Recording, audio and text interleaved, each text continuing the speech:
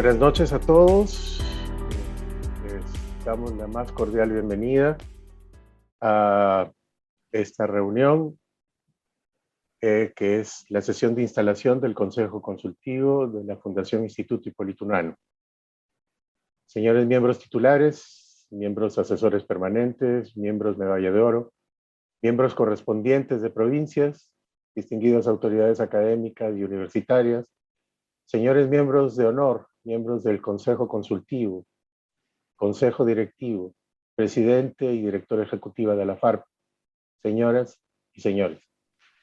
Muy complacidos por su participación en esta ceremonia de aniversario y asamblea de instalación anual del Consejo Consultivo y su Comisión de Trabajo de la Fundación Instituto Hipólito Unanue. Asimismo, se llevará a cabo la incorporación de nuevos miembros a su seno dentro de las 4 especialidades que la componen: medicina, cirugía, odontología y farmacia bioquímica.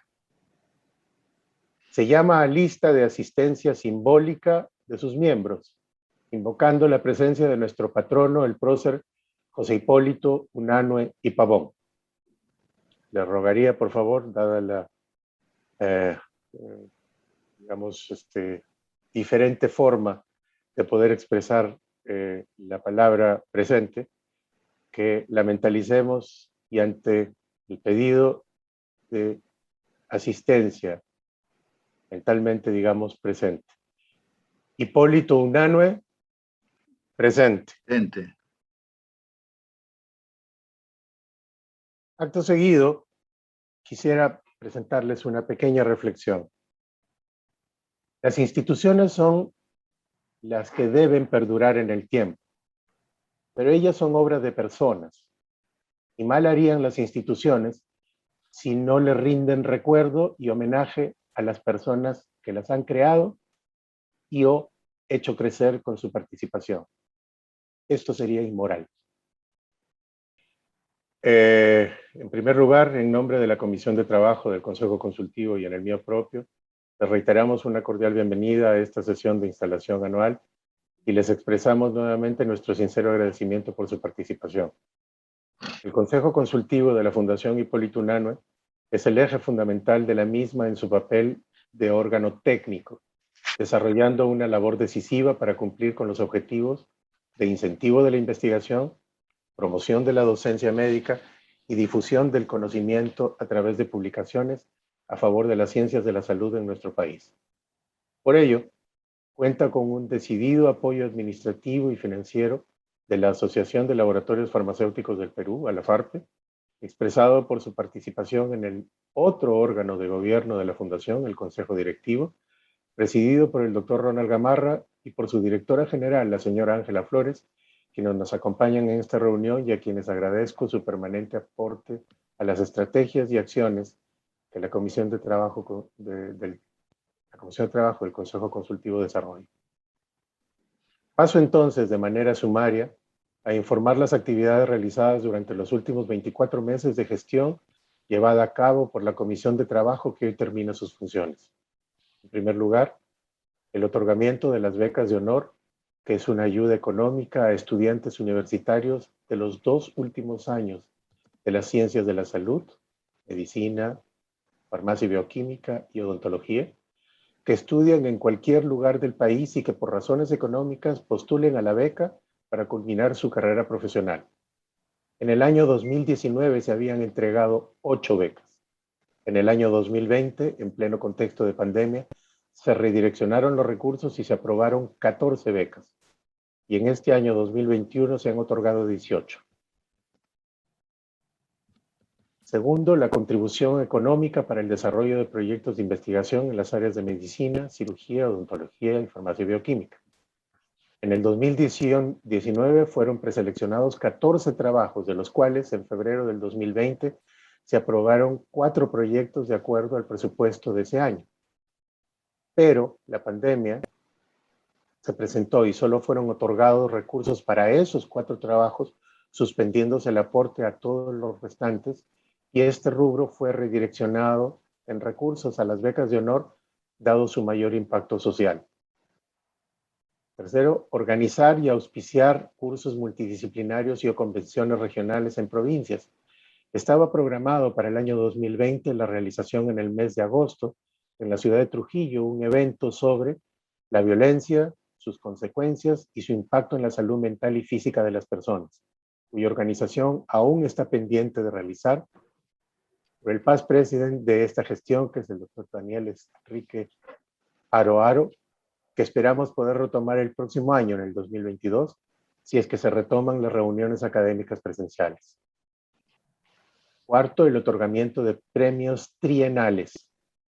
El primero es el premio Hipólito Unanue a los mejores trabajos de investigación científica con el objeto de incentivar la investigación, desarrollo y divulgación de las ciencias de la salud en las áreas que son propias de la Fundación, ya mencionadas.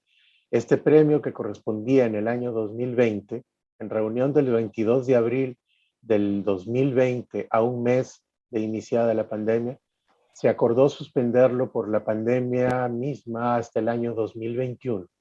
Fue convocado en el mes de mayo del presente año y actualmente está en el proceso de calificación y dictamen por parte de los jurados de los trabajos recibidos hasta el 31 de julio pasado. La premiación está prevista para finales del próximo mes de octubre. Se han recibido 30 trabajos de premiación, 14 en el área de medicina, 5 en el área de cirugía, 3 en el área de farmacia y bioquímica y 8 en el área de odontología. El premio Hipólito Unanue a la mejor edición científica sobre las ciencias de la salud. Este premio se otorga a las ediciones científicas con el propósito de estimular la difusión de los conocimientos actualizados, así como premiar el talento y el esfuerzo de los autores. De este modo, sí contribuir a la producción científica en las áreas propias de la Fundación. Su siguiente edición, siguiendo el calendario habitual, correspondería al año 2022. Seguirá su curso normal. Cuarto, premio Medalla de Oro Hipólito Unanue. Este premio laudatorio se otorga con el propósito de reconocer y enaltecer los méritos de los profesionales de las ciencias de la salud, cuyas actividades en el Perú hayan destacado por la excelencia en su vida profesional, trascendencia académica e impacto social. Se confiere a los profesionales de las 4 disciplinas de las áreas de las ciencias de la salud que conforman el Consejo Consultivo: medicina, cirugía, farmacia, bioquímica y odontología. Se ha realizado la convocatoria de candidatos cuyo origen de postulación es exclusivamente institucional, no hay postulaciones personales, hasta el 31 de agosto del 2021, en que se cerró la fecha de presentación. Y estamos a puertas de la designación de jurados, que todos son extra institucionales a la Fundación y provienen de las academias, colegios profesionales, sociedades médicas y asociaciones de facultades de las universidades, de acuerdo al reglamento vigente. Y finalmente, publicaciones científicas, como en el caso de la revista Diagnóstico, que en octubre cumplirá 44 años bajo el auspicio de la Fundación Instituto Hipólito Unanue y a la FARPE, como un órgano científico al servicio de las ciencias médicas. Fue decisión a inicios del 2020 de su consejo editorial, liderado por el doctor Rolando Calderón, evolucionar a la publicación virtual predominante, quedando solo los números físicos para bibliotecas y el depósito legal requerido. Los 4 números al año están actualmente sin retraso. Mis felicitaciones a ellos por lograr este importante hito en circunstancias muy adversas. El año pasado, en ceremonia similar a esta de aniversario, realizada el 1 de octubre del 2020, tuvimos la emisión de las siguientes conferencias. La primera a cargo del doctor en arqueología Rafael Vega Centeno Sara Lafoz, titulada Ayer como hoy, ¿qué hacer cuando las condiciones de vida cambian? Los cambios en el mundo andino durante el siglo VII. Muy a tono con el sentimiento que en ese momento teníamos todos de reacción frente a una amenaza como la pandemia. Y la segunda estuvo a cargo del infectólogo y salubrista doctor Claudio Lanata Casas, titulada ¿Qué rol tendrán las vacunas en el control de la pandemia del COVID-19, situación actual? ambas contaron con mucha información valiosa y fueron muy bien aceptadas por el auditorio. En total, estas fueron las actividades más importantes que hemos realizado a lo largo del periodo 2019-2021 y que informo a la Asamblea. Lo siguiente, por lo ya mencionado por el doctor Villena en términos de la continuidad de la dirección de la Fundación, del Consejo, de la Comisión de Trabajo del Consejo Consultivo, en mi condición de presidente interino es que he informado lo anterior. Ahora, en condición de presidente para el siguiente periodo, es que planteo a la Asamblea este plan de trabajo para la gestión 2021-2023 y que está basada en 5 puntos que se alinean claramente con los objetivos que tiene la Fundación a realizar todos los años. La única diferencia es que se otorgarán las becas de honor a estudiantes universitarios de los últimos años de las ciencias de la salud, como siempre, pero esta vez bajo un proyecto de mayor captación de recursos, con aportes procedentes más allá de la industria farmacéutica, que ya bastante a lo largo de estos casi 60 años de promoción de las becas y más de 1,000 beneficiarios de las mismas, creo que debemos salir a promover la participación de otras instituciones más allá de la industria farmacéutica e inclusive más allá del propio sector salud. Estamos convencidos que tenemos la suficiente credibilidad como institución como para ser garantes del propósito y del uso adecuado de los recursos. Segundo, la contribución económica para el desarrollo de proyectos de investigación en las áreas de medicina, cirugía, farmacia bioquímica y odontología. Como siempre, a veces estarán de acuerdo a la disponibilidad de los recursos económicos conforme vayan estos entrando de acuerdo a la coyuntura nacional que tengamos en esta situación económica. Tercero, la Convención de las Ciencias de la Salud en provincias estará de acuerdo con las posibilidades que la normativa nos dé para poder realizar actividades académicas presenciales en el interior del país. Cuarto, realizaremos de todas maneras el premio Hipólito Unanue a la mejor edición científica sobre las ciencias de la salud, que está programado según calendario para el año 2022. Y seguiremos, tal como hoy día, incorporando nuevos miembros con merecimientos académicos del Consejo Consultivo. Señores, es cuanto he tenido que informar a la Asamblea de la gestión que está terminando hoy día y la que comenzará también hoy día. Muchas gracias por su atención.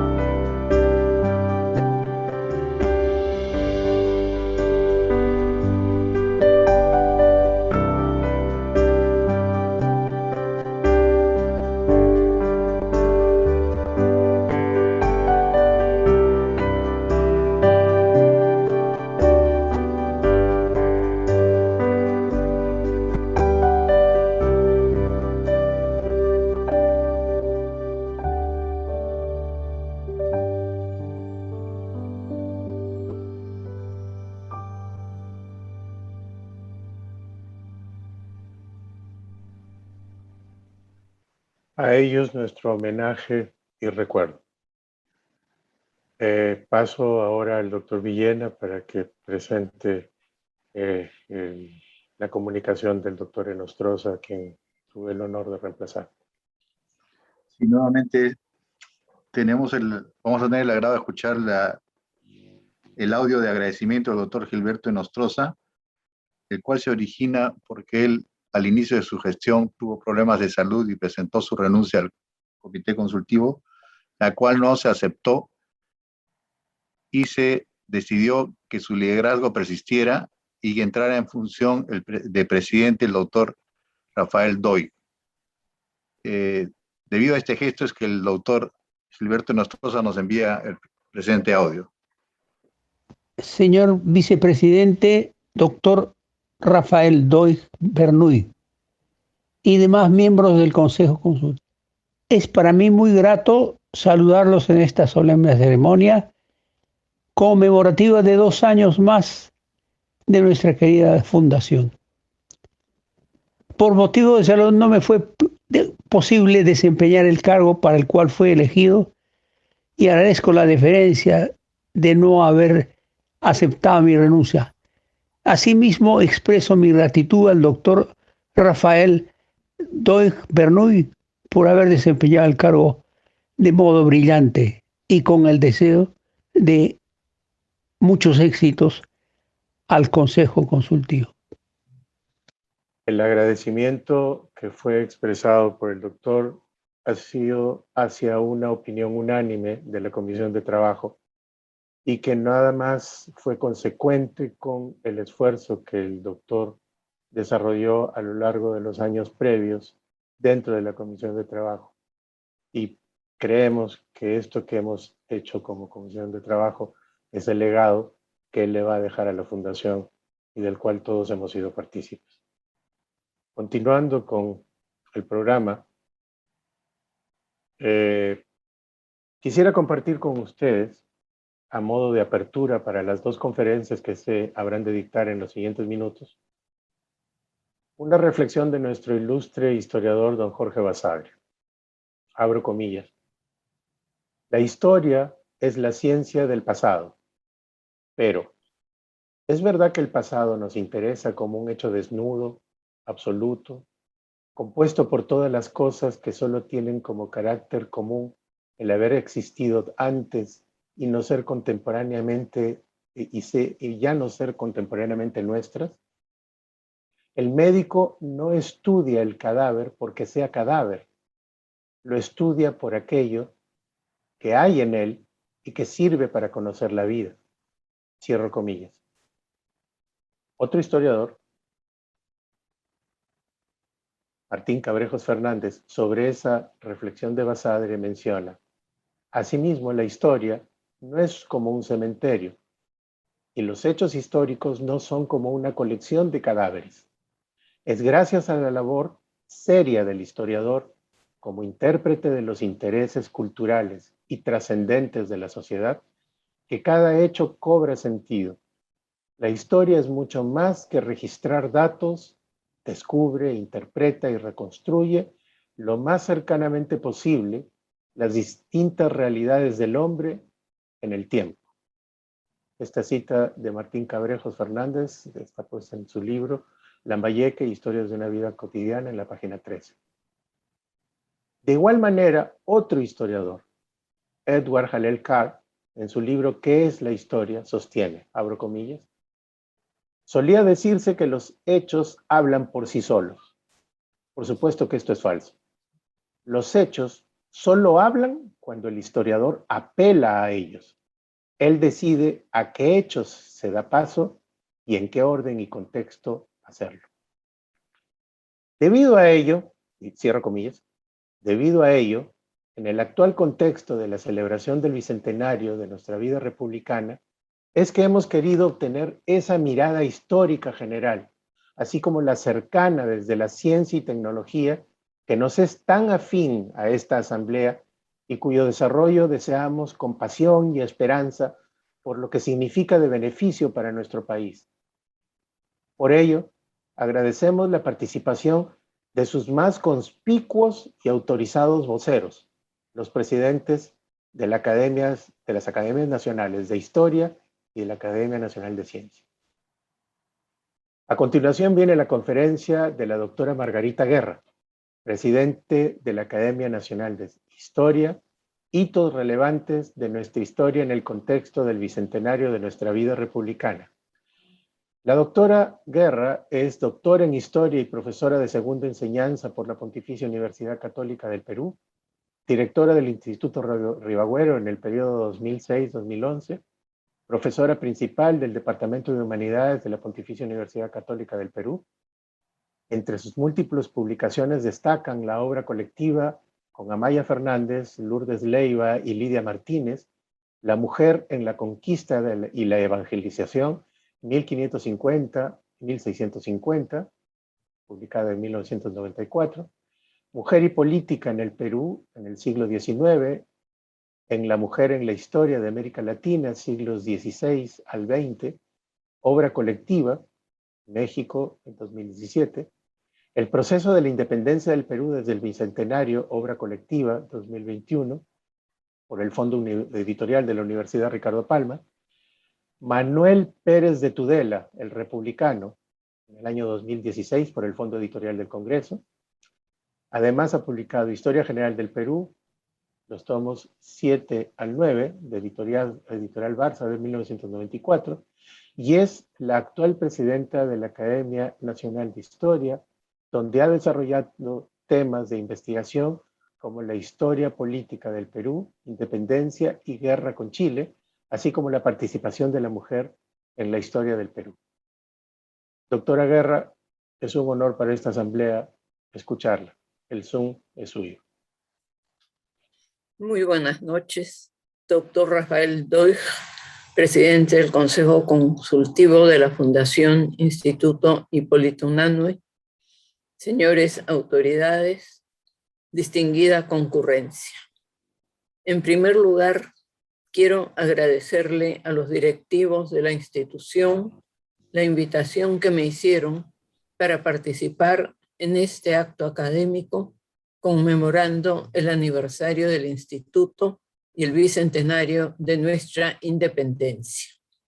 La exposición a mi cargo trata de presentar cuáles han sido las etapas, los hitos más relevantes transcurridos en estos 200 años de habernos constituido como república soberana.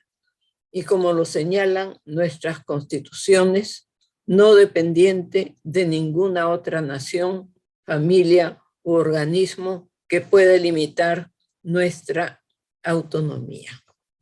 Esta es una de las ideas fundamentales que defendieron quienes lucharon por la separación de España y en la cual se cimienta nuestra Constitución como comunidad nacional. Es decir, que nuestra sociedad ya había llegado a la madurez de nuestra conciencia de ser una nación diferente del Imperio Español e incluso diferente de la patria grande que era América. Y que a través de estos 2 centenarios ha sido lo que ha movido al hombre peruano a la defensa de sus límites territoriales, a la integridad del espacio que llamamos Perú. Otra idea central que se enarboló desde el tiempo precursor fue la de organizarnos como sociedad republicana, aunque en la actualidad se cuestione si realmente estábamos preparados para ser republicanos. Es decir, si teníamos conciencia de saber el significado político exacto de las implicaciones que conllevaba el pasar de monarquía, fuese absoluta o constitucional, a ser una república de ciudadanos y no de vasallos. Podemos decir que en toda Hispanoamérica las vacilaciones entre continuar con el régimen monárquico tradicional o entrar a la modernidad republicana fueron proyectos reiterativos y ensayados en diferentes ámbitos, como fue el caso de Brasil, que se convirtió en imperio soberano hasta finales de los años 80 del siglo XIX. México, donde se intentó 2 veces establecer la monarquía, primero por un criollo, Agustín de Iturbide, en 1821, y luego impuesto por Francia de 1863 a 1867 con Maximiliano. Las tentativas del general ecuatoriano Juan José Flores para traer una monarquía europea a su tierra, intento frente al cual estuvo alerta el general y presidente Ramón Castilla en 1847 por el peligro que esto implicaba para los países vecinos, entre ellos el Perú.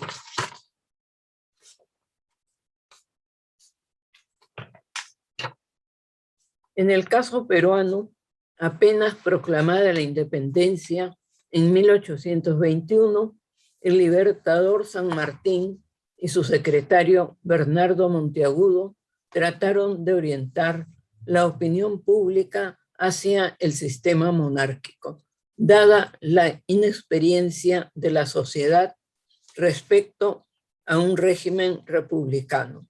Pero el rechazo fue total y menguó el prestigio de San Martín. Si bien las experiencias posteriores de los gobiernos caudillistas condujo en más de una oportunidad a una situación de anarquía, porque como había profetizado nuestro precursor Manuel Lorenzo de Vidaurre, al separarnos de España, comillas, todos querrían gobernar y nadie obedecer, cierra comillas. Sin la monarquía se quebraría el principio de autoridad, porque el jefe de Estado perdería el fundamento divino de su autoridad, que había sido Dios, y ahora sería el pueblo, es decir, sus iguales.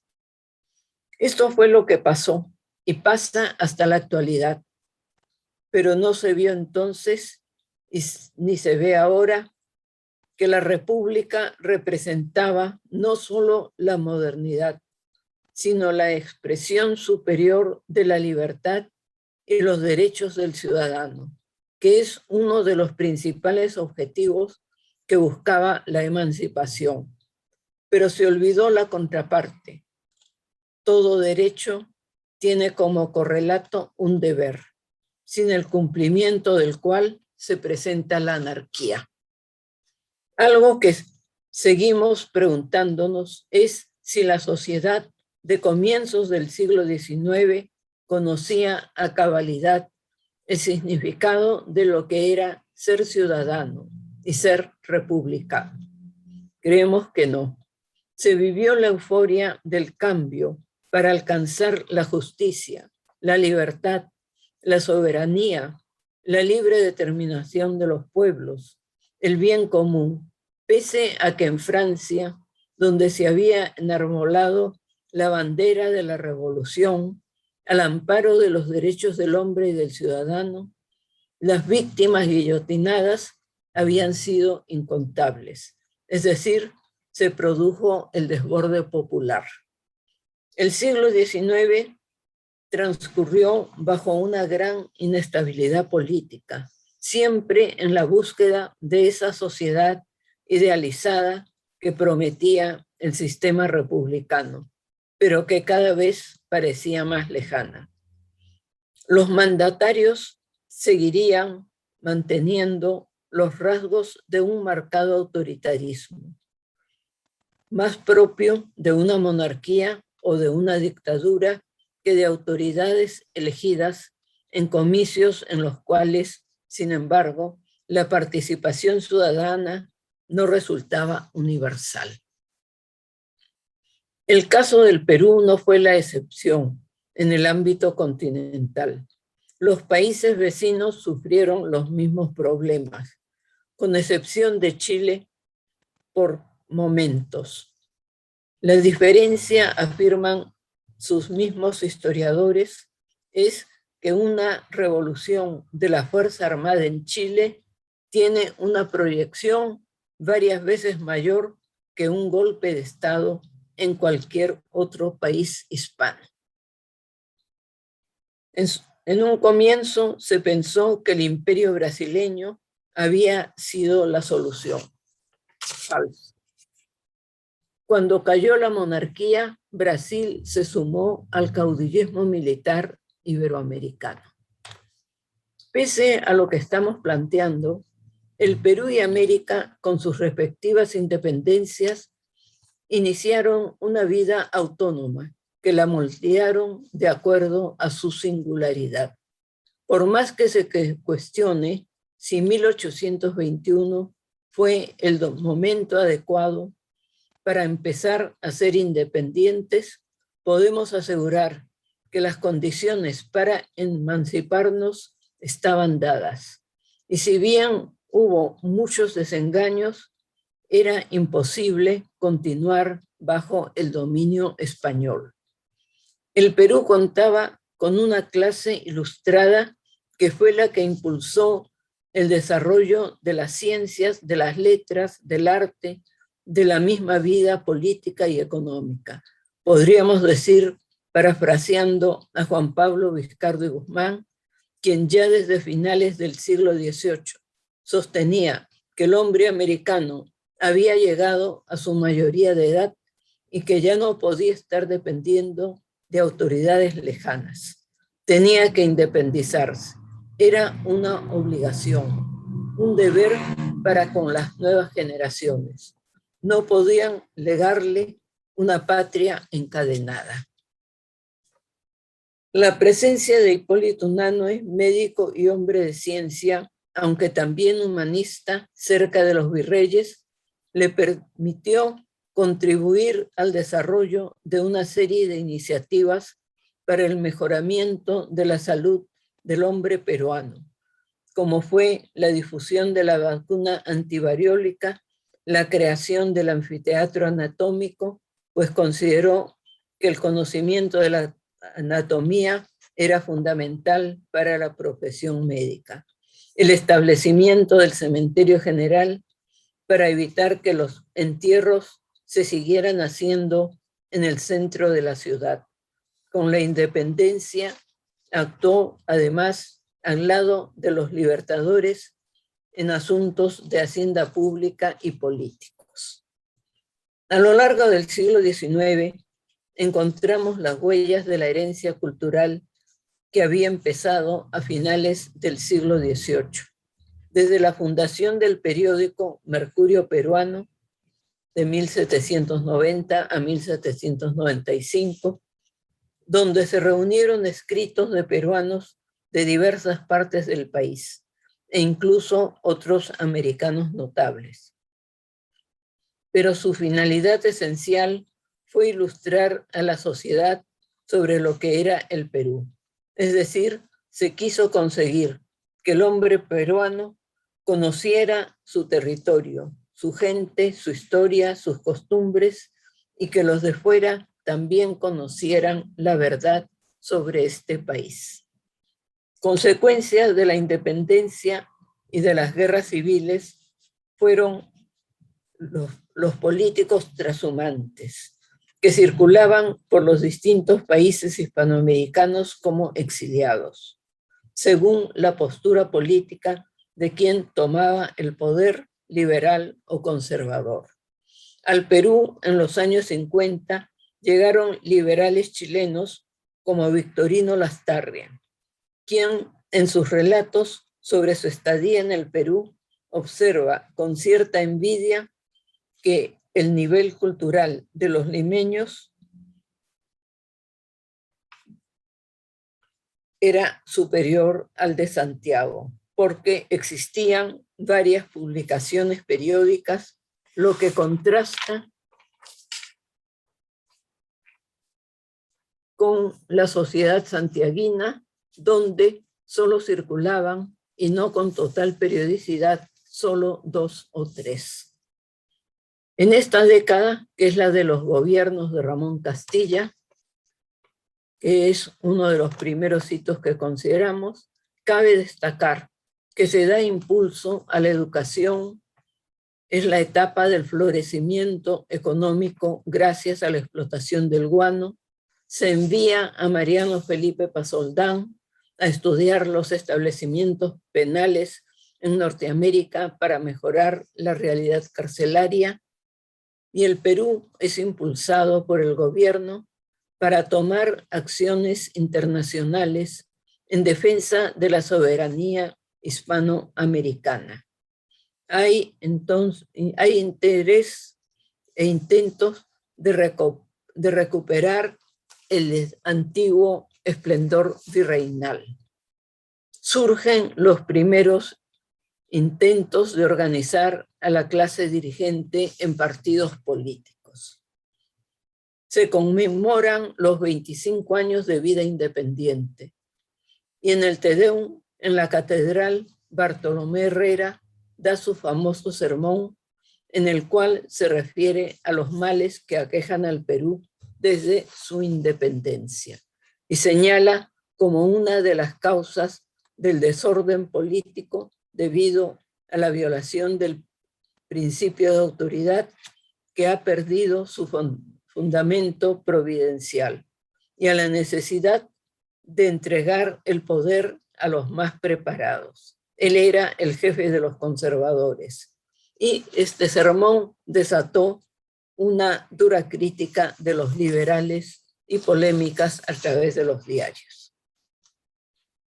Podemos señalar que en el siglo XIX las conmemoraciones de la independencia en fechas claves, 25 y 50 años, dieron pie a muchas celebraciones, pero también a un intento de repensar la independencia para hacer el balance de lo que se había avanzado en relación a las expectativas iniciales. Así, en 1871, al lado de los festejos, empezaban a surgir voces disidentes que llegarían a su clímax al final de la década, cuando se produjo la declaratoria de la guerra por Chile. El Perú, en estos años, fue arrastrado en la crisis internacional de 1873 con la caída de la Bolsa de Viena y la caída también en Filadelfia de Cook and Company. Además, internamente vivió constantes revoluciones. La de los hermanos Gutiérrez, las de Nicolás de Piérola. La proyección hacia el país de los conflictos entre Bolivia y Chile que desembocaron en la guerra que mencionábamos.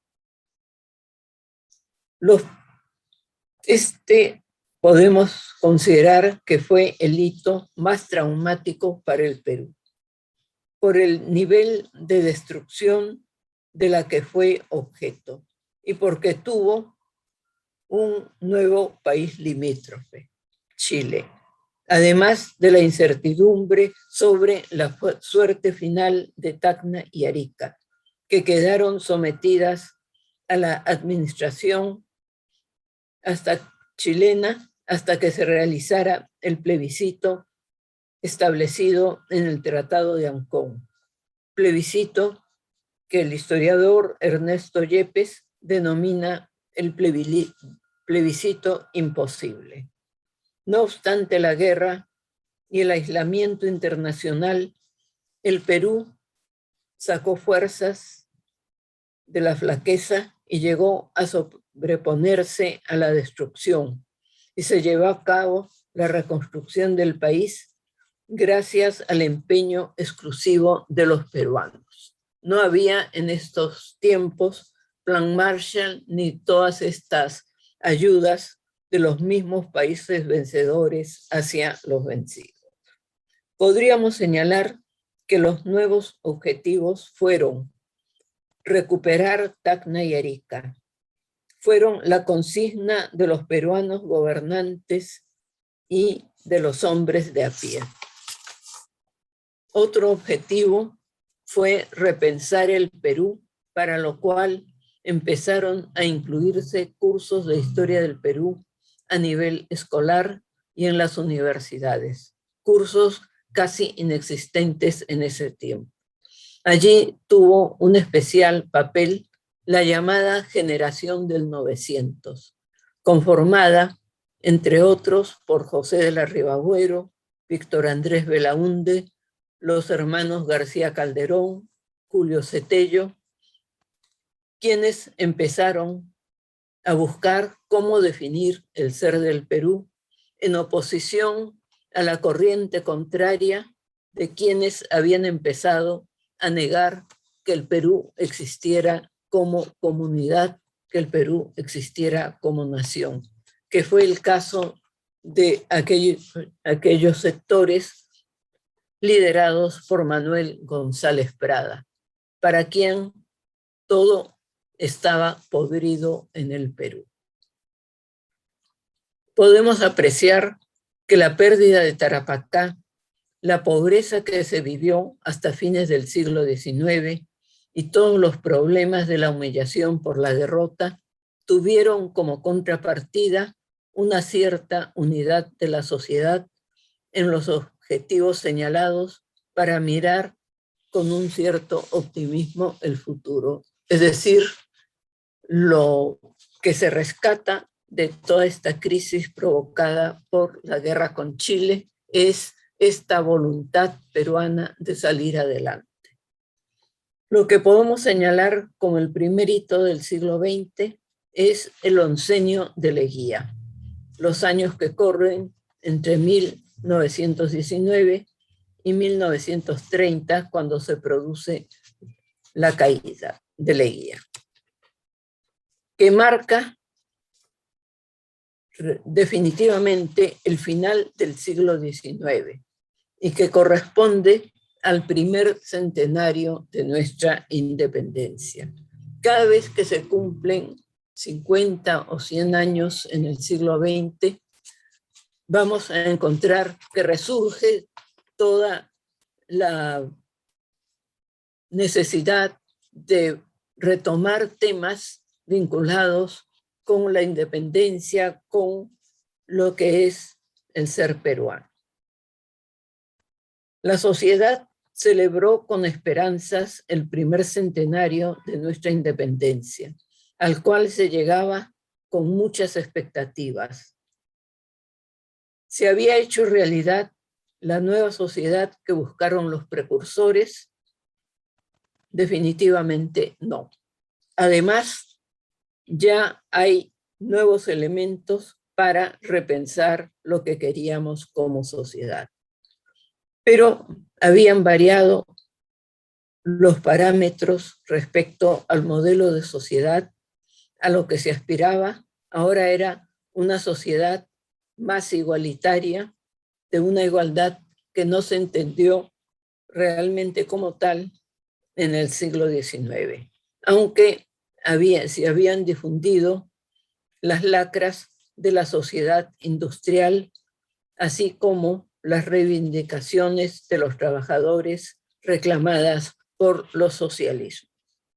No obstante que en el Perú el sector obrero no era tan numeroso, ni tampoco el capitalismo tan ortodoxo, de todas maneras, la llegada de inmigraciones de Europa que salían desterrados por la persecución a los socialismos, a los sindicalismos, y traían las ideas de una sociedad totalmente diferente. La sociedad del siglo XX empezaba a reclamar también la reivindicación del indio a través de las voces indigenistas más decididas de lo que habían sido en el siglo anterior. La década del centenario encontró una sociedad con una clase media que iba en ascenso y que en muchos aspectos era rectora de la clase baja. A esto se agrega que ocupaba un espacio importante en la universidad y en la academia, lugares que la burguesía empezaba a dejar para dedicarse a sus propios negocios. y daba oportunidad a la mesocracia a tener una mayor participación política. La cultura que se abría paso en este ambiente. El pragmatismo de Leguía se orientó hacia un desarrollo material expresado en el crecimiento urbano que se lució en las celebraciones del centenario de la independencia con la llegada de las misiones extranjeras hasta que finalmente la crisis mundial de 1929 terminó con el oncenio y dio paso a una cruenta guerra civil, al regreso del militarismo al poder y a la aparición de los partidos de masas. Como se puede apreciar, ya la sociedad del siglo XX, sobre todo después de Leguía, ya no tiene ni punto de comparación en muchos aspectos con la sociedad que había imaginado el tiempo precursor. A pesar de la crisis, el Perú había cambiado. Vivía una etapa de modernización y de nueva organización política y social que se expresó en la Constitución de 1933. Se formaron los nuevos partidos políticos en los cuales primaron los aspectos de reformas sociales, porque fueron partidos de masas y con gran presencia de las ideas socialistas. El mundo en general había cambiado y el Perú tenía que adecuarse a las circunstancias. Tomando siempre como base para marcar hitos de transformación de la sociedad peruana, nos trasladamos al tiempo del sesquicentenario de la independencia, 1971-1974, bajo el gobierno revolucionario de la Fuerza Armada, como se llamó. Y nos encontramos con el intento de establecer una sociedad socialista a la peruana, que si bien al final fracasó, no se puede negar que dio paso a una serie de cambios que resultaron irreversibles, para bien o para mal, pero que se impusieron, como fue la reforma agraria, el establecimiento del horario corrido en trabajos y centros educativos, la educación mixta, la enseñanza de diversas religiones a nivel escolar, la aceptación del quechua como lengua nacional, el crecimiento incesante de las universidades, la participación del Perú en diversas organizaciones internacionales, capitalistas y socialistas.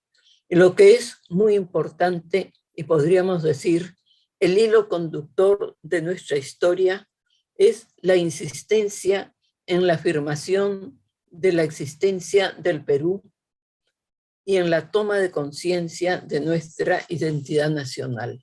Los gobiernos de derecha o de izquierda insistieron principalmente en la necesidad de esta autoafirmación.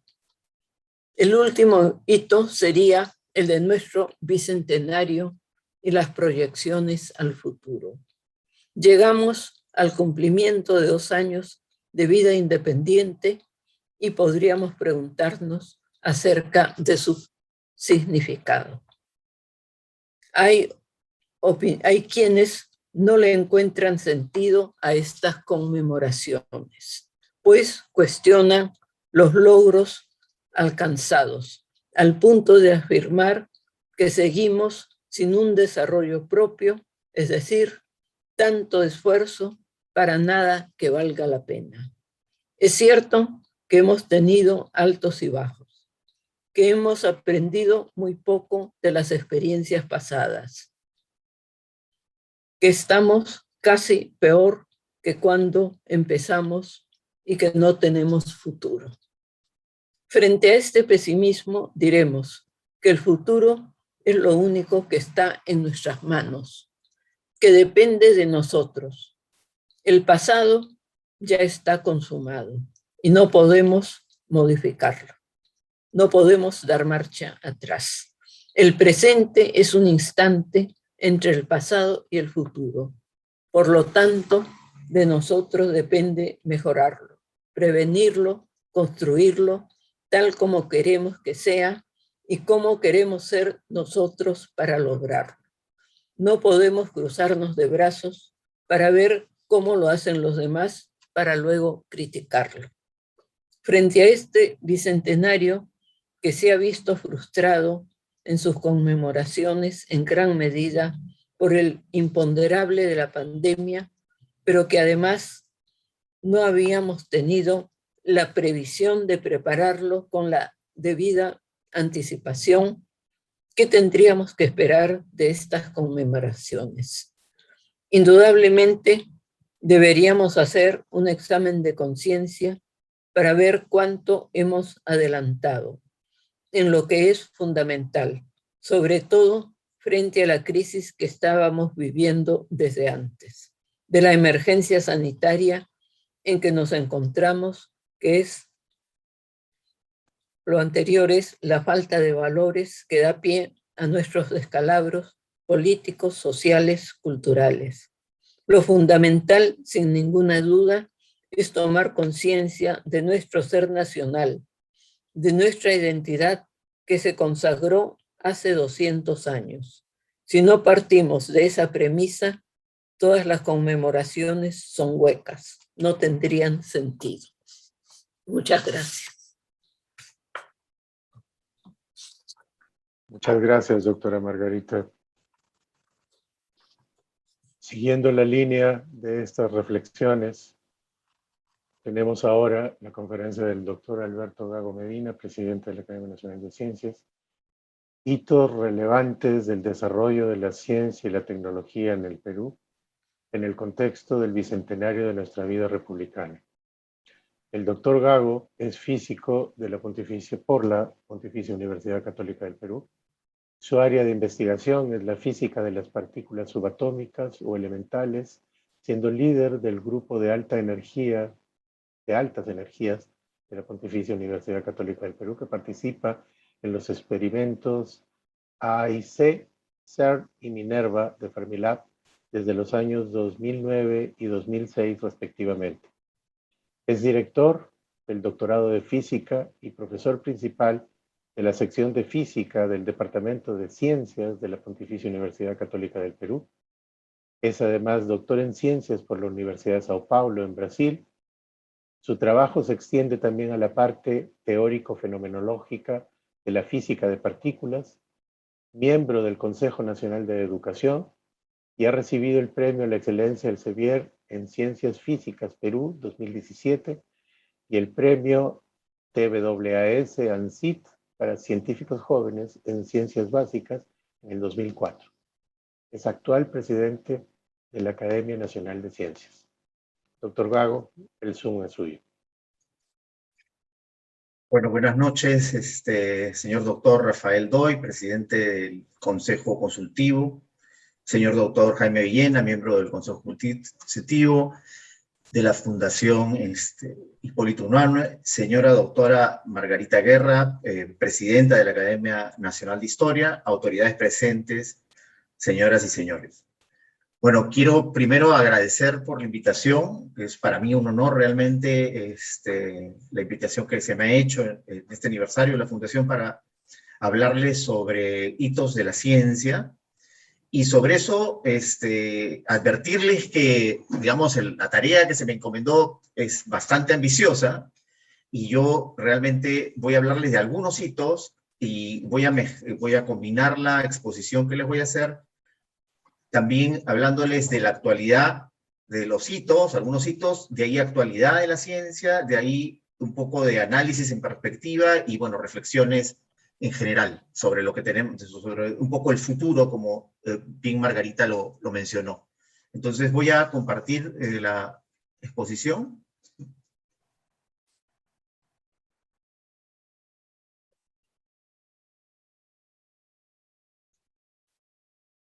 A ver, un segundo, por favor.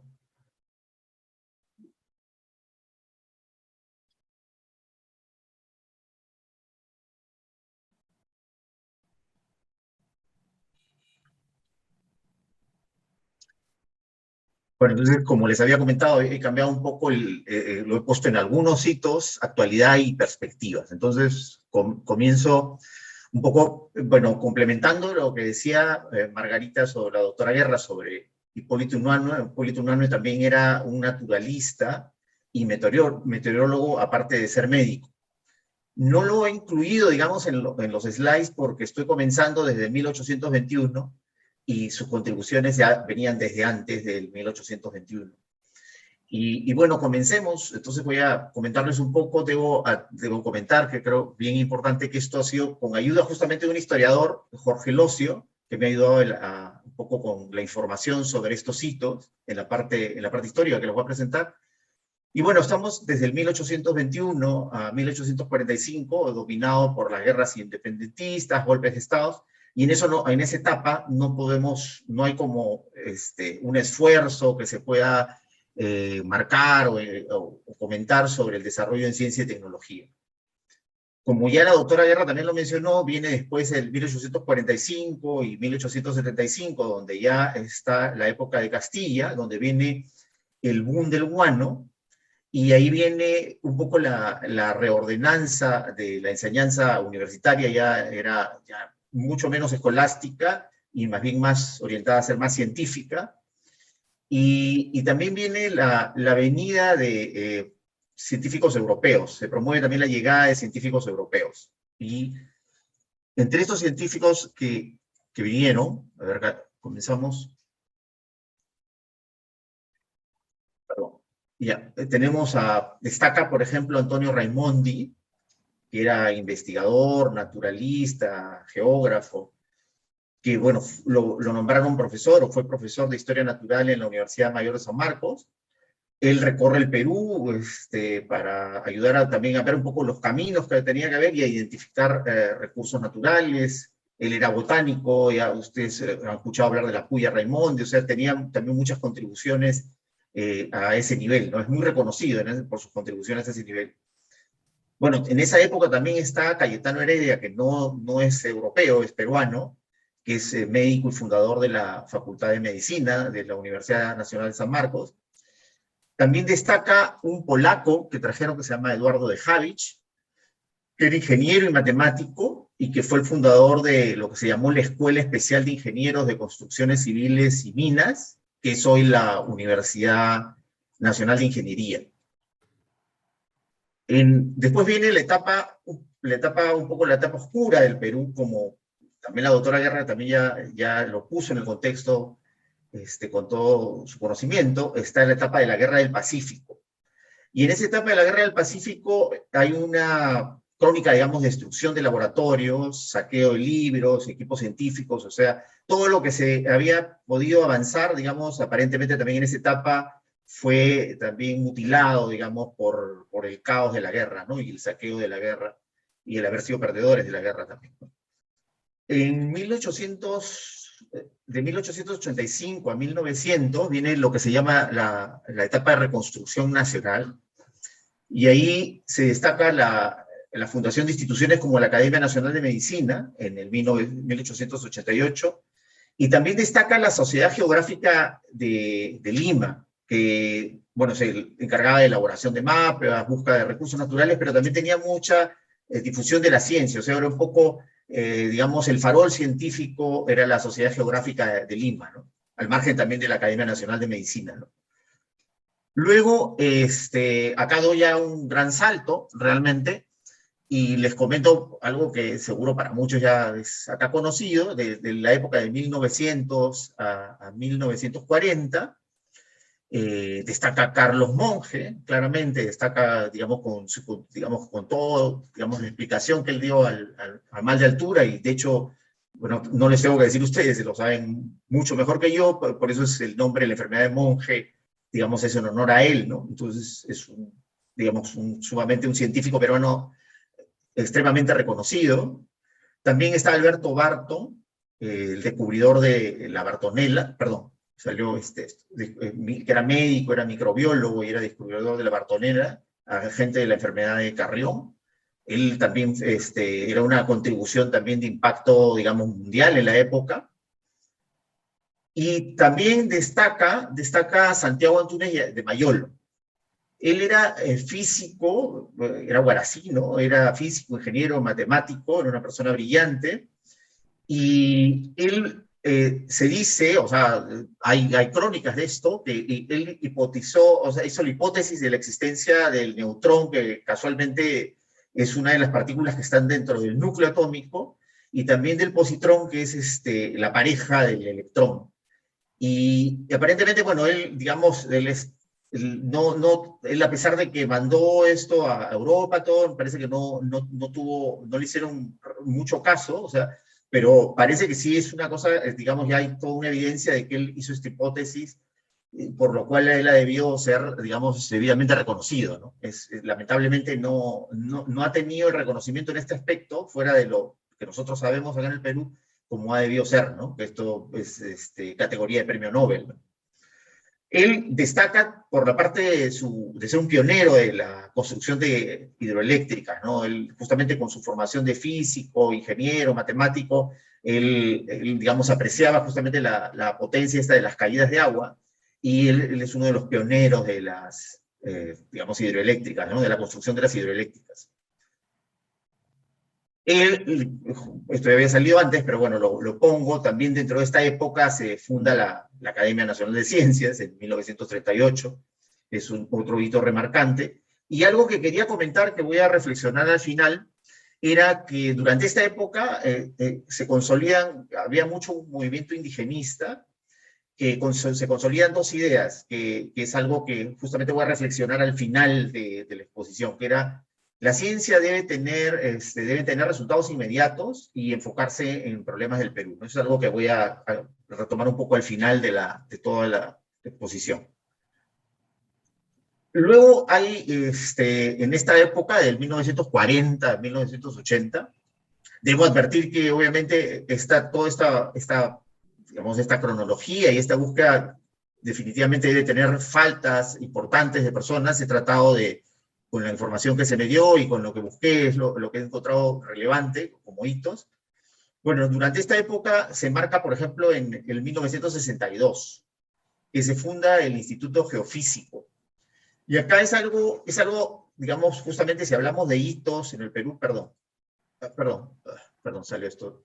Si hablamos de hitos en el Perú, el Instituto Geofísico es muy importante. El Instituto Geofísico tiene muchas áreas de estudio, pero destaca por el radioobservatorio de Jicamarca. El radioobservatorio de Jicamarca es una serie de antenas de dipolo que están en esta, perdón, un segundo que se marcó acá, ya, perdón. Hay un montón de antenas de dipolo que lo que hacen es estudiar una parte de la atmósfera que se llama la ionosfera, que es donde están los átomos ionizados, o sea, digamos, los electrones han sido separados de los átomos, ya están ionizados, están en un estado de plasma, y la caracterización de la atmósfera es muy importante porque sirve para comunicaciones, entre otras cosas. Entonces, ellos, digamos, con estas antenas, justamente lanzan radiación, digamos, electromagnética hacia la atmósfera de cierta frecuencia, y con eso llegan a la ionosfera y encuentran muchas propiedades. Entonces las contribuciones científicas que han hecho ellos son también de carácter mundial, y relevantes en el estudio de lo que se llama la ionosfera ecuatorial. Es algo de rescatar definitivamente en la historia de la ciencia peruana. También es rescatar, en el 64 se funda el IMARPE, y el Perú era, ahí hay una anchoveta acá, hay una anchoveta, el Perú era, digamos, líder, digamos, el líder mundial en la pesca de anchoveta, y se desarrolla, el IMARPE desarrolla un montón de estudios en aspectos biológicos y ecológicos sobre la anchoveta, también estudios de corriente del fenómeno del Niño, y en general, bueno, de oceanografía. El IMARPE hace ahora también mucho más cosas, pero en esa época también resalta mucho, el trabajo es muy reconocido también mundialmente, que hasta, me parece que la revista Nature, en la época de 1964 hasta los 80, no me acuerdo si era el 78 o alguna época por ahí, la revista Nature, que es una de las revistas más, digamos, de mayor impacto mundial en la ciencia, digamos, señalan la importancia del IMARPE, ¿no? Entonces también es un hito importante en nuestro desarrollo científico o en la ciencia del Perú, el MARPE. También destaca acá, digamos, en el término que entramos un poco en la era nuclear, también en el 75 se funda el IPEN, y el IPEN también es algo, creo que bastante conocido. Él se encarga de la producción de radioisótopos. Esta foto, bueno, para comentarlo, creo que es interesante. Esta es la piscina, digamos, del reactor, y estas luces se llaman luz Cherenkov, que es cuando las partículas van más rápido que la luz, y viajan ahí, se propagan en esa piscina. Y bueno, no solo hace producción de radioisótopos, sino también hace análisis de materiales por técnicas que se llama activación neutrónica, que es justamente alterar los materiales bombardeándolos con neutrones, y después, a partir de espectroscopía, uno saca de qué están hechos los materiales. Entonces, también es un hito, digamos, dentro de todo este avance de la ciencia. Algo que también dentro de esto ya estructuralmente para el país es también importante, era la formación del Consejo Nacional de Investigación, que se llamaba CONI, en el 68. Y bueno, de acá ya sí voy a hacer una digresión y me voy a ir a lo actual. Me voy a ir a lo actual un poco, digamos, después de esa época. De hecho, hay varias contribuciones, pero digamos, en términos de desarrollo ya me voy me voy a poner en lo actual y comentarles un poco la situación en cómo se divide nuestra producción de conocimiento científico. Esto de acá es un gráfico obtenido por, digamos, un programa que hace análisis bibliométrico, y nos da información sobre la producción en revistas indexadas, en revistas científicas, ¿no? Revisadas por pares y todo, digamos, pasando todos los filtros que tienen las revistas de alto impacto en la ciencia. Entonces, esto me parece que es de la base de datos de Scopus. Y ven esto que es interesante ver un poco cómo se divide el pie de contribución en términos de artículos en revistas indexadas en el Perú, y vemos como que el 40% más o menos va a ciencias físicas, computación, ingeniería y tecnología. El otro 40% va a, digamos, a ciencias de la salud, medicina, y el resto, los otros 20, ya se divide en ciencias sociales, artes, humanidades, que tienen realmente también menos, digamos, no comunican tanto con su producción científica a través de artículos como nosotros, ¿no? Como las otras áreas de ciencias de la salud, o ciencias naturales o exactas, o la misma ingeniería. Entonces, esto es un poco, nos da el panorama actual. No estoy hablando en cantidades absolutas, sino cómo se divide la producción científica. Y sobre eso, justamente lo que quería en estas digamos, segunda parte de esta exposición, que ya me voy a hablar de lo actual, quería marcar de quiénes son los responsables de esta producción científica. Y los responsables de esta producción científica, mayormente, esto es también de un análisis bibliométrico, tenemos acá, bueno, el tipo de universidades: privada, pública, privada societaria, asociativa, pero en general, si uno suma las contribuciones de las universidades, llega a ser del torno del 93% de las publicaciones. No significa que no haya institutos públicos de investigación, del Ministerio de Salud, privados, que contribuyan también al conocimiento, pero mayormente, como se ve acá, está dominado por las universidades. Entonces, lo primero que les he mostrado es la distribución de cómo está la ciencia, digamos, cómo se distribuye el conocimiento científico en producción en el Perú. Luego les estoy poniendo quiénes, los que más, digamos, contribuyen en él. Y ahora les voy a poner un poco el panorama de, obviamente también con bastantes falencias, me imagino, y omisiones involuntarias del panorama de la producción, o que hacen, digamos, las distintas universidades en el Perú, no todas, algunas, en ciencia y tecnología. Entonces, bueno, comienzo acá con San Marcos, que es definitivamente líder en producción, una de las líderes en producción. Y tenemos que San Marcos destaca, por ejemplo, por el Centro de Excelencia de Investigaciones Tecnológicas, Biomédicas y Medioambientales, donde tiene sus dos áreas principales, que son biotecnología y salud, y aguas, suelo y sociedad. Y bueno, en biotecnología y salud es desarrollo de innovaciones para terapias, diagnósticos, todo el área de salud. También en agua y suelo, digamos, todo es aprovechamiento de los recursos, de preservación de los recursos, Y de hecho, por ejemplo, algo que es muy conocido es que San Marcos, de hecho, contribuyó a hacer pruebas ahora en la época de la pandemia, a hacer las pruebas rápidas, monitoreo genómico, y también en esta parte de monitoreo y remediación ambiental, por ejemplo, descontaminación de aguas con metales pesados, también son proyectos, algunos proyectos de impacto social importantes a destacar, ¿no? Fuera de varios otros proyectos que tienen, ¿no? Estoy siendo muy somero y señalando algunos puntos. También destaca el Museo de Historia Natural, donde tienen investigan y exhiben organismos sobre flora, fauna y lo que se dice la GEA peruana y de la humanidad y producen conocimiento. Y también es interesante algo que también me pasaron esto, de hecho, colegas de San Marcos, que tiene un museo interactivo, también está en la parte de la concientización de la ciencia, un museo interactivo que muestra experimentos de física y que revaloriza los equipos antiguos de la época de la Guerra del Pacífico, justamente, casualmente. Entonces, esto es un poco San Marcos, definitivamente es una cara, digamos, limitada, pero es un vistazo, digamos, de algunos puntos interesantes, muy importantes de San Marcos. Y luego vamos a la Universidad Nacional de Ingeniería. La Universidad Nacional de Ingeniería tiene diversos centros de investigación, tiene de investigaciones sísmicas que se encarga, bueno, de ver construcciones, reforzamiento de construcciones, digamos, justamente para hacer investigaciones sísmicas, ver materiales, digamos, que sean resistentes, justamente, o sea, maleables en momentos de sismos.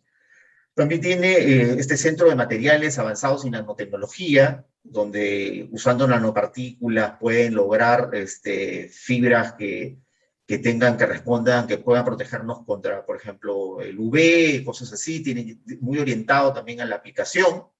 El Centro de Energías Renovables, ¿no? También orientado a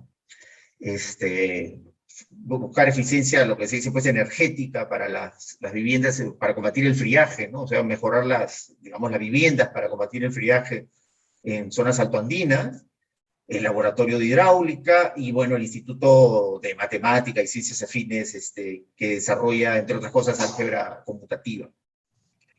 Bueno, esta es un poco la Universidad Nacional de Ingeniería, digamos que es con una orientación bastante a la aplicación, como es de esperar.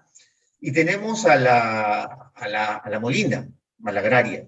Y bueno, la Molina tiene como objetivo principal lo que le llama el mejoramiento y uso racional de la biodiversidad, de los recursos de agua y suelo, la mitigación del cambio climático, tan importante hoy. Y de hecho es la única universidad, lo estoy poniendo ahí como una cosa a destacar, es que forma profesionales en meteorología, que es importante, es tan vital en esta época donde tenemos que saber justamente estar muy preparados para el cambio climático, y de hecho en la Molina hacen pronósticos, simulaciones de clima, o sea, tienen activa investigación a nivel ya de meteorología y cambio climático.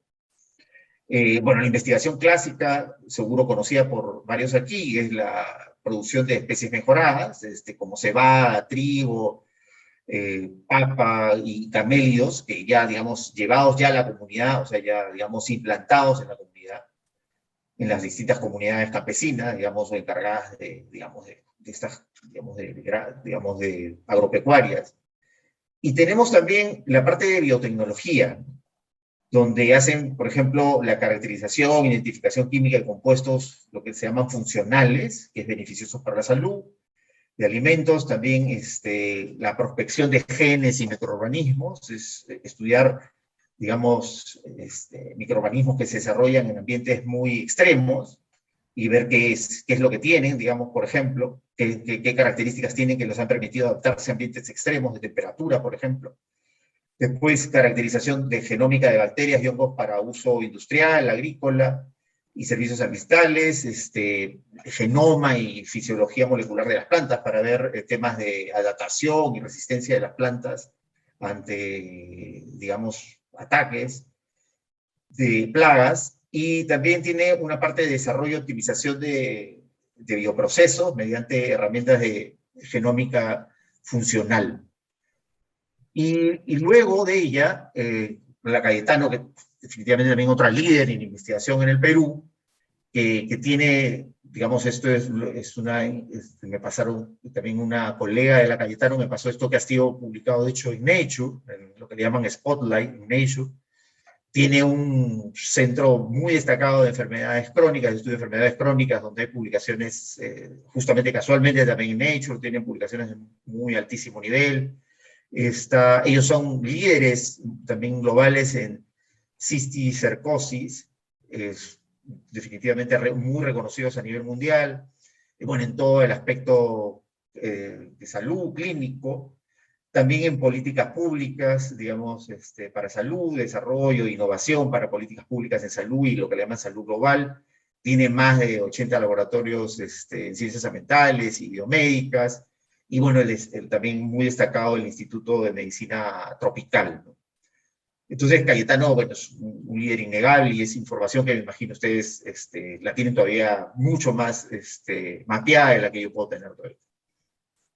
Entonces, luego viene un poco la PUC, que también es una de las universidades líderes, pero la PUC obviamente no tiene medicina, la PUC está orientada más digamos, fuera de las humanidades, las ciencias sociales, también está en la parte de las ciencias y la ingeniería, y lo que voy a mostrar acá es un poco de las ciencias y la ingeniería, y tiene varios grupos, o varias cosas destacadas que hace.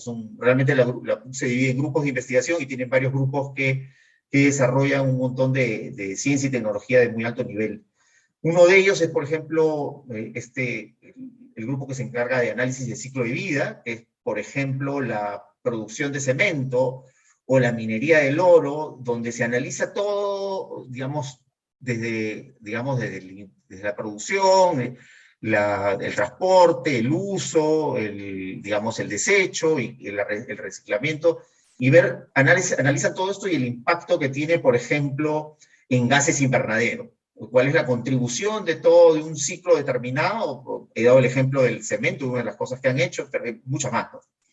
Y ven ahí el impacto en gases invernadero.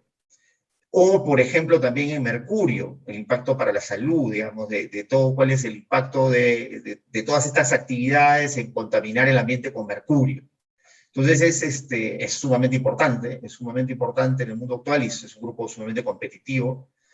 También hay un grupo que se encarga de hacer polímeros, el plástico es un polímero, por ejemplo, y materiales compuestos también a partir de polímeros, y que hacen, por ejemplo, envases lo que se llama biodegradables, se encargan de desarrollar eso, también estudian materiales biológicos, por ejemplo, la seda de araña, para ver tratando de entender sus propiedades y ver la relación que hay en su estructura con la propiedad. Tienen también, me parece, estructuras porosas, desarrollan, que es una aplicación biomédica para ingeniería de tejidos. Y bueno, tienen varias cosas, otras más que también ya no voy a mencionar. Donde también otro grupo que destaca es el grupo de formación y procesamiento de imágenes, que han hecho con métodos acústicos diagnóstico de neumonía, y también han desarrollado técnicas, por ejemplo, de vibroelastografía, sonoelastografía, son sumamente reconocidos a nivel nacional e internacional, es un grupo muy potente. Y estas tres cosas que estoy poniendo acá son contribuciones que ha hecho la PUC, y de hecho grupos, profesores relacionados que trabajan en este grupo han sido también los que se encargan de hacer también digamos, el desarrollo de aparatos biomédicos, de dispositivos biomédicos, y una cosa de mucho impacto que hizo la PUC es los ventiladores MASI, ¿no? Que han tenido, digamos, que se han estado produciendo y han sido, digamos, muy importantes en el combate a la pandemia y una contribución enorme de la universidad. También se están desarrollando ventiladores de alta gama y hay y el desarrollo de plantas de oxígeno medicinal que ya de hecho varias han sido, no tengo el número en este momento, pero varias han sido instaladas. También la PUC estudia, otra cosa que también es muy importante, es la detección del radón. La detección del radón, el radón después de el cigarro es la segunda causa de cáncer pulmonar.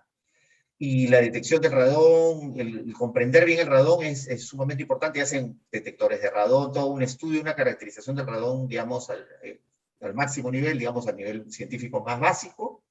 Y también parece que el radón, esto es algo que emana del subsuelo, es un gas que emana del subsuelo, también puede servir para detectar sismos. No, eso es obviamente una conjetura, se ha visto algunos sugiere algunas señales que sugieren eso, y eso es algo también que está bajo estudio, ¿no? Ver si es que, digamos, con un monitoreo a la vez de movimientos sísmicos y ver si es que hay emanaciones de radón que se puedan cuantificar de alguna manera y correlacionar con un movimiento sísmico.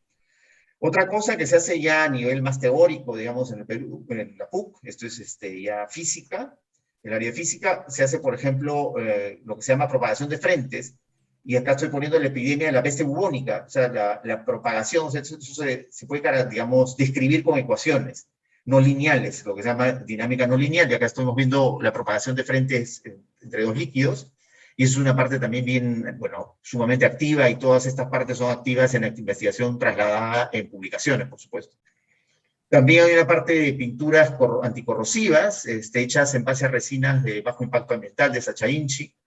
Y bueno, también hay grupos, esto ya es, realmente esta es parte ya de ingeniería, de inteligencia artificial, digamos, para procesamiento de 2D a 3D y de imágenes, o sea, a partir de la inteligencia artificial, digamos, de que aprendan, algoritmos que aprendan por sí mismos. Y otro grupo que destaca acá también es el Ciencias de los Materiales, que por ejemplo también se encarga de estudiar, digamos, caracterizar distintos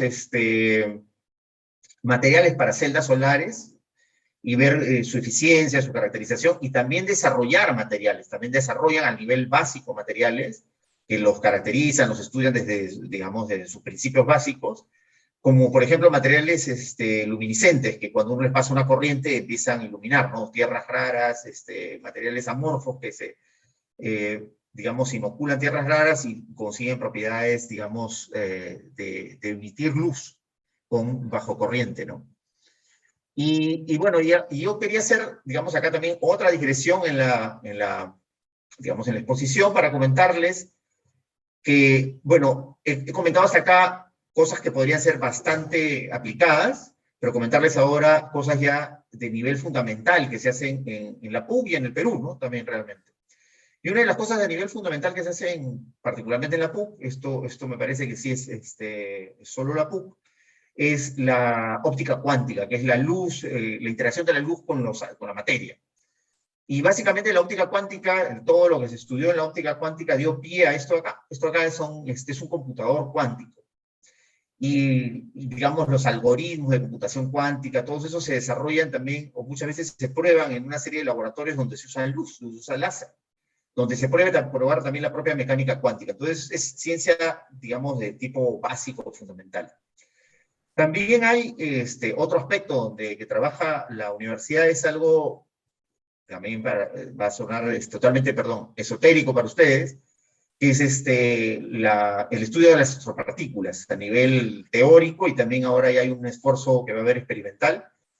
Las astropartículas son las partículas que se generan, por ejemplo, en supernovas o en galaxias muy lejanas. Esas partículas se capturan, me refiero, se detectan y nos dan información sobre lo que sucede, digamos, en un agujero negro, por ejemplo. Porque de ahí también se emiten partículas, paradójicamente, aunque podrían pensar que no. Entonces, ese estudio también de estas astropartículas, también es posible que el Perú pronto tenga un laboratorio, o haga unas instalaciones en Arequipa, de una serie de detectores para detectar radiación, lo que se dice radiación gamma o electromagnética de la galaxia, y que nos dé informaciones de un poco cómo se aceleran esas astropartículas. Entonces, este es un área que se desarrolla tanto en el campo teórico como experimental, igual que la óptica cuántica. También están las altas energías, que es el área donde, bueno, estas dos, estoy vinculado particularmente en mi grupo, y las altas energías, que es ya la colisión de partículas elementales, o en este caso, perdón, protones, por ejemplo, la colisión de protones, y a partir de ahí ya es la interacción de las componentes de ellos, y toda una física que es a nivel fundamental, que tiene toda digamos, la teoría, digamos, los principios de la materia estudiados de manera fundamental y cómo interacciona, y todo eso también es parte fuertísima del estudio. Y una cosa que es bien interesante, y yo lo consideraría algo que da mucho orgullo de contar, es la parte de astronomía. Hay también una profesora que se llama Miriam Pajuelo, que es la doctora Miriam Pajuelo, que recientemente un asteroide, y estudia asteroides, lo que se llama ciencias planetarias, un asteroide ha sido colocado con su nombre, le han colocado su nombre en honor a sus observaciones, lo cual es una cosa muy, muy, de mucho orgullo para nosotros, no solo en la PUC, sino en el Perú, ¿no? Luego, otros detalles de un poco más de la ciencia fundamental es, como les contaba, por ejemplo, para estudiar instantes iniciales del universo, se pueden recrear de alguna forma del inicio del universo, que lo que se llama una sopa de unas partículas que se llaman quarks y gluones. Esto se estudia en experimentos digamos, que no están en el Perú, pero desde acá se desarrollan muchas cosas que contribuyen a estos experimentos, que hacen estas colisiones de muy alta energía. Y estamos viendo acá una foto de un experimento que se llama ALICE, que es el que mencionó el doctor Doy al principio.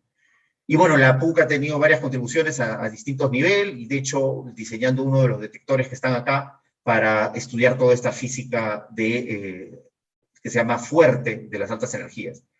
Otra parte también donde ahí está involucrada la UNI, es lo que se llama un experimento que se está en Estados Unidos que se llama Minerva, que estudia otras partículas elementales, cómo interaccionan con la materia, y todo el estudio, digamos, el desarrollo de los detectores, el desarrollo de la física, todas esas etapas, tanto la UNI como la PUC han estado contribuyendo desde el 2006. Entonces les cuento cosas que posiblemente de repente muchos no conocen porque no son tan conocidas.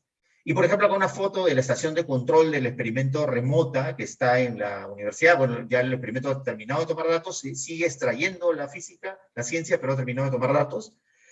Y luego, y voy a ir un poco más rápido acá, la reflexión, y acá es algo importante. O sea, uno dice, bueno, hemos presentado muchas cosas que son de un impacto relativamente directo y claro, pero uno podría decir, ya toda esta investigación básica tiene algún impacto realmente, y la verdad que sí. O sea, si uno empieza a mirar todo lo que se hace, digamos, en estos, por ejemplo, aceleradores de partículas, o todo lo que aprenden los físicos de partículas y lo que desarrollan, sirve base, por ejemplo, para los aceleradores lineales. Estos son aceleradores, son circulares, pero son aceleradores, y hay aceleradores también lineales, pero toda esa tecnología que se desarrolló nos ayuda a tener los aceleradores lineales que tenemos hoy. Los imanes que nos hacen que permiten digamos, quebrar o darle vuelta a las partículas cargadas, es la fuerza que le da, la fuerza magnética es la que le da esa vuelta que les permite dar, digamos, estos círculos. Esos también son la base de los aparatos de resonancia magnética. Y otra cosa, por ejemplo, la tomografía misma de emisión de positrones es basada justamente en detectores desarrollados acá. Entonces, todo ese conocimiento, digamos, realmente tiene muchos efectos muy rápidamente cuando se trabajan en estos proyectos. Se genera mucha tecnología de punta que rápidamente, lo que se dice spin-off, ya llegan al impacto, digamos, social, digamos. Tiene un impacto social muy rápido. Y de hecho yo pongo acá alguna reflexión que, bueno, si hubiéramos pensado en el 2019 estudiar el coronavirus en murciélagos, de repente eso hubiera sido considerado como ciencia fundamental. Entonces, la utilidad de lo que se dice del conocimiento inútil, y ahí era la reflexión que decía cuando decimos resolucionar los problemas del Perú, esa definición de repente tenemos que ampliarla y pensar realmente qué tanto conocimiento realmente necesitamos y cómo es todo el conocimiento que uno necesita realmente para superar, digamos, la barrera de lo que se dice la soberanía, para llegar a la soberanía científico-tecnológica, ¿no? Bueno, otros beneficios es de tener personas capacitadas en cosas así de este nivel de tecnología de punta, asociada a experimentos que pueden ser muy básicos, pero tecnología de punta, para generar empresas de alta tecnología, y también las empresas de esta alta tecnología, al ser generadas, vuelven a consultar a la industria, y esto es un círculo virtuoso, donde la universidad, como dije, era un actor principal, y los posgrados sobre todo. Bueno, pero acá ya las partes finales, digamos, un poco más, no es pensando de decir que estamos mal, pero es la realidad y es algo que sí tenemos que enfrentar, y como un poco dijo la doctora Guerra, que me gustó, la frase me parece muy apropiada, el futuro está en nuestras manos. Entonces tenemos acá el Perú, que esto es la evolución de producción científica, que al 2017 está todavía atrás de México, Chile, Colombia. Obviamente esto no significa que no tengamos científicos muy buenos en el Perú, hay científicos muy destacados, muy, muy buenos y de categoría mundial, pero lo que nos falta es muchos más. Ese es un poco lo que tenemos que tener en la agenda de todas maneras. Bueno, eso hay una explicación también, ¿no? O sea, el porcentaje en PBI, esto es el Perú, esto es el Perú, esto es el Perú, y el resto está Colombia, Chile, hasta el propio Ecuador. Es un poco, no es para como diríamos, autoflagelarnos, pero para tener una perspectiva real. Y también en patentes tampoco no estamos bien. Esto es Perú, y si vemos Colombia, por ejemplo, las patentes concedidas que tiene Colombia es 6 veces más que las patentes que le conceden al Perú. Es algo que también está correlacionado. Y eso era un poco ya yéndome a las reflexiones finales, es que los países que no investigan porque son ricos, sino hay una frase que son ricos porque investigan. Y esa perspectiva amplia tenemos que ver porque esto está conectado al conocimiento, las patentes, el gasto y obviamente los doctores que se produce el país, ¿no? O sea, los posgrados, la potencia de los posgrados. Entonces, las universidades son una parte importante y es una condición sine qua non para ser un país donde haya desarrollo científico. Y bueno, hay una frase que dice: un país sin investigación es un país sin desarrollo, pero sí yo dejaría la reflexión también de que un país sin universidades de investigación es un país sin desarrollo. Necesitamos mucho más universidades haciendo lo que les he mostrado. Bueno, muchas gracias. Muchas gracias, doctor Gago. Definitivamente las dos grandes conclusiones que sacamos de la conferencia de la doctora Guerra es, primero, que nuestra evolución caótica como sociedad ha venido siempre de la mano con la evidencia de problemas que son producto de una población siempre insatisfecha y que trata de buscar en cada una de esas etapas una solución muy inmediata y facilista, pero sin conocimiento. Y lo que nos está ofreciendo el doctor Gago es la evidencia formal de que la ciencia y la tecnología, evolutivamente hablando, puede convertirse casualmente en el ente que haga el núcleo de desarrollo y que satisfaga las necesidades básicas de la población, que vaya contribuyendo también en ese sentido de identidad nacional. Muchas gracias a ambos por esta visión reflexiva e importante para entendernos en el contexto del Bicentenario. Continuando con el programa y tal como lo teníamos desarrollado, doy pase al doctor Jaime Villena para la incorporación de los nuevos miembros del Consejo Consultivo. Adelante, Jaime. Gracias, doctor Doy. Sí, esta noche nos es muy grato presentar y felicitar a los profesionales de Lima y provincias a ser incorporados en esta sesión, todos ellos con brillante trayectoria en sus especialidades que contribuyen con su esfuerzo personal al desarrollo de las ciencias de la salud en nuestro país. En el área de cirugía tenemos en primer lugar al doctor Julio Elías Abugatá Saba. El doctor Julio Elías Abugatá Saba es doctor y magíster en medicina, es especialista en cirugía general y oncológica y en cirugía de mamas y tejidos blandos y piel. Es médico asistente del Departamento de Mamas y Tejidos Blancos del Instituto Nacional de Enfermedades Neoplásicas. Es profesor del Departamento de Clínicas Quirúrgicas de la Universidad Particular Cayetano Heredia y es miembro del Consejo Directivo de la Academia Peruana de Cirugía. Doctora Alicia Becerra Segarra.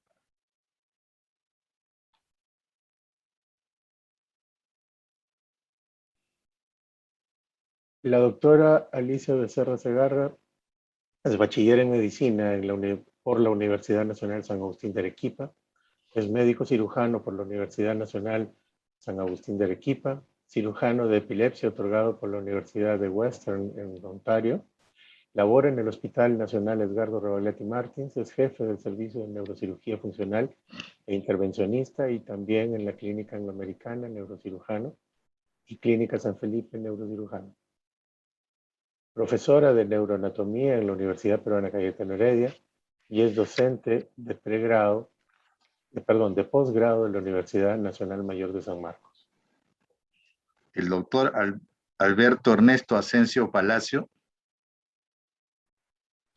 El doctor Alberto Ernesto Asensio Palacio es médico cirujano por la Universidad Nacional Mayor de San Marcos, medalla y diploma de honor al mérito extraordinario otorgado por el Colegio Médico del Perú, presidente de las Sociedades Peruanas de Fertilidad, Obstetricia y Ginecología, de la Federación Latinoamericana de Sociedades de Esterilidad y Fertilidad.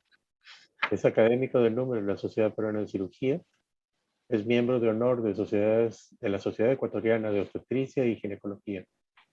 Miembro correspondiente extranjero de la Sociedad Colombiana de Fertilidad y Esterilidad y de la Sociedad de Fertilidad y Obstetricia de Ginecología de Chile. Doctora Vieslava de Palikowski Amiel. La doctora Vieslava de Pawlikowski Amiel es médico cirujano, especialista en cirugía plástica, magíster en medicina, doctor en educación, coordinadora técnica de la Dirección General del Instituto Nacional del Niño de San Borja y jefa de la especialidad quirúrgica y jefa de especialidades quirúrgicas del Instituto Nacional de Salud del Niño de San Borja. Ex directora general de Cooperación Técnica Internacional del Ministerio de Salud del Perú. Expresidente de la Sociedad Peruana de Cirugía Plástica Reconstructiva y Estética del Perú, y es académica del número y miembro de la Junta Directiva de la Academia Peruana de Cirugía. Doctor Guillermo Díez Chan. El doctor Guillermo Díez Chan es médico cirujano, especialista en obstetricia y ginecología con pre y posgrado en la Universidad Nacional Mayor de San Marcos, es magíster en gerencia de servicios de salud de la Universidad de San, es ex jefe del Servicio de Medicina Materno-Fetal del Hospital Nacional Edgardo Rebagliati Martins y es miembro activo de las sociedades científicas, Sociedad Peruana de Obstetricia y Ginecología y la Sociedad Peruana de Ultrasonido y Obstetricia y Ginecología e internacionales como ACOG y ISUOG, con ponencias en sus respectivos congresos. En el área de medicina se incorporan el doctor Vladimir Perovic Zaponaro. El doctor Perovic, que es bachiller en medicina en la Universidad Nacional Mayor de San Marcos, es médico cirujano especialista en cardiología en la Universidad Nacional Mayor de San Marcos, experiencia profesional en el Hospital Edgardo Rebagliati Martins en cardiología, además en la Clínica San Felipe como titular en cardiología, experiencia en estudios clínicos, en diversos ensayos clínicos como el Rally Study, Adjudication Committee Member desde el 2007 al 2008 y Averroes Study Adjudication Committee del 2009 al 2010. Está adscrito al Colegio Americano de Cardiología y adscrito a la Sociedad Europea de Cardiología. Doctor Abel Hernán Salinas Rivas. El doctor Abel Salinas es médico cirujano con posgrado en pediatría por la Universidad Nacional Autónoma de México y el Hospital Infantil de México Federico Gómez. Estudios de posgrado en sistemas de salud en la OPS, gestión de unidades clínicas por la Universidad de Chile, economía de la salud por la Universidad Pacífico y gerencia de servicios de salud por la Universidad San Martín de Porres. Es ex jefe de la Unidad de Cuidados Intensivos Pediátrica y director ejecutivo del Hospital María Auxiliadora. Ha sido ex superintendente adjunto de la Superintendencia de Aseguramiento de Salud, SUNASA. Ha sido expresidente de la Sociedad Peruana de Pediatría. Ha ostentado el cargo de ministro en el despacho de salud y actualmente es el jefe del Departamento de Pediatría de la Clínica Internacional. Doctor Víctor Ramón Ulloa Pérez. El doctor Ulloa es médico especialista en hematología clínica, graduado por la Universidad Peruana Cayetano Heredia. Residencia en hematología en el Hospital Nacional Cayetano Heredia por la Universidad Peruana Cayetano Heredia y un scholarship en el City of Hope National Medical Center en Duarte, California, Estados Unidos. Es profesor asociado del Departamento de Medicina de la Facultad de Medicina en Alberto Hurtado de la Universidad Peruana Cayetano Heredia. Es médico asistente y jefe fundador del Servicio de Hematología Oncológica Médica, de Oncología Médica del Hospital Nacional Cayetano Heredia, investigador en el área clínica de hematología del Hospital Nacional Cayetano Heredia y de la Universidad Peruana Cayetano Heredia, y ha tenido un curso en Administración de Empresas en la Universidad de San. En el área de farmacia y bioquímica se incorporan el doctor químico farmacéutico Gustavo Bravo Orellana.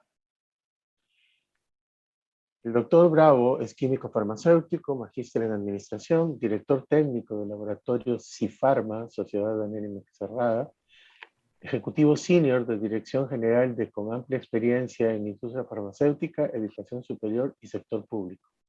Profesional líder referente en el sector profesional farmacéutico académico regulatorio, orientado a la innovación estratégica y al liderazgo transformacional, eficacia operacional y resultados. Doctor Máximo Carmelo Navarro Torres.